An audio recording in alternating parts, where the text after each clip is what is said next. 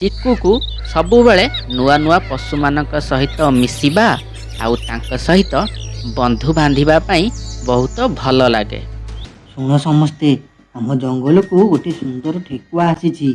ତାକୁ ମାରି ଆମେ 3 ଜଣ ମିଶିକି ଖାଇବା।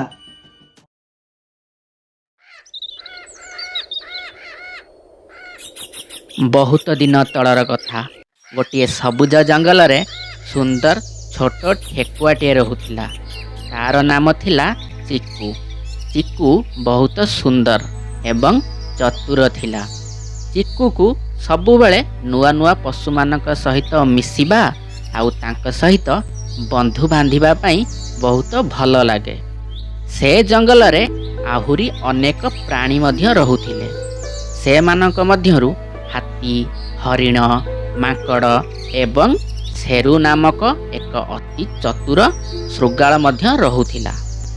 ଶେରୁ ସବୁବେଳେ ଅନ୍ୟମାନଙ୍କ ଖାଦ୍ୟ ପାଇବା ପାଇଁ କିଛି ନା କିଛି ପ୍ଲାନ୍ କରେ।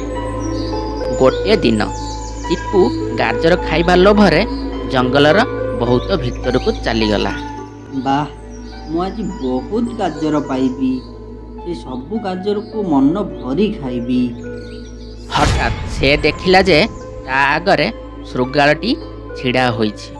ଶୃଗାଳଟି ହସି ହସି କହିଲା, ଆରେ ଠେକୁଆ ଭାଇ, ତୁମେ ଏଠାରେ ଏକା କ'ଣ କରୁଛ?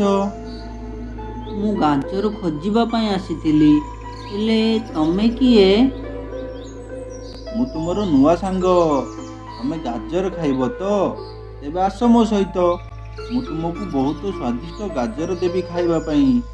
ଆଉ ମୋ ସାଙ୍ଗମାନଙ୍କ ସହିତ ବି ଦେଖା କରେଇଦେବି। ଚିକୁ ଶୃଗାଳର ମିଠା ମିଠା କଥାରେ ହସିଗଲା ଏବଂ ତା ସହିତ ଚାଲିବାକୁ ଲାଗିଲା। ଏଇ ଶୃଗାଳ ତ ବହୁତ ଭଲ। ହେଲେ ସେ ମୋତେ କୁଆଡ଼େ ନେଇଯାଉଛି? ହଠାତ୍ ଚିକୁକୁ ବୁଦା ଭିତରୁ କିଛି ଶବ୍ଦ ଶୁଭିଲା। ସେ ବୁଦା ପାଖକୁ ଯାଇ ଲୁଚିକି ଦେଖିଲା। ସେଠାରେ ଆଉ 3ଟି ଶୃଗାଳ ଲୁଚି ରହିଥିଲେ ଏବଂ ସେମାନେ ପରସ୍ପର ସହିତ କଥା ହେଉଥିଲେ। ଶୁଣ ସମସ୍ତେ, ଆମ ଜଙ୍ଗଲକୁ ଗୋଟେ ସୁନ୍ଦର ଠେକୁଆ ଆସିଛି। ତାକୁ ମାରି ଆମେ 3 ଜଣ ମିଶିକି ଖାଇବା। କ'ଣ କହୁଛ ତମେ ମାନେ? ହଁ ହଁ, ତାକୁ ମାରି ଆମେ ଖାଇବା, ଚାଲ।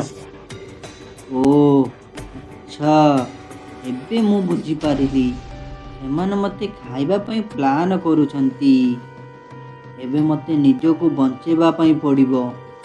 ସେ ତୁରନ୍ତ ଏକ ପ୍ଲାନ୍ ଚିନ୍ତା କରି ଜୋରରେ କହିଲା, ଶୃଗାଳ ଭାଇ, ଏ ଗନ୍ଧ କେଉଁଠି ଆସୁଛି?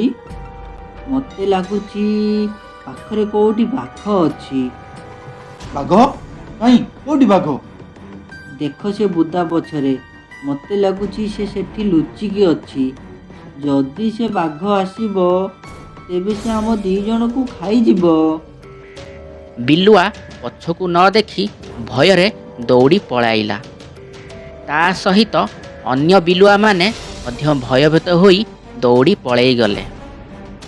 ସୁଯୋଗ ଦେଖି ଚିକୁ ସେଠାରୁ ଶୀଘ୍ର ଦୌଡ଼ି ପଳାଇ ଆସିଲା। ଏମିତି ଚିକି ତାର ନିଜ ଜୀବନ ବଞ୍ଚେଇ ଦେଲା। ଏହି ଗପରୁ ଆମେ କ'ଣ ଶିଖିଲେ? କାହାର ମିଠା କଥାରେ ପଡ଼ି କେବେ ବି ନିଜ ଜୀବନକୁ ବିପଦରେ ପକାଇବା ଉଚିତ ନୁହେଁ।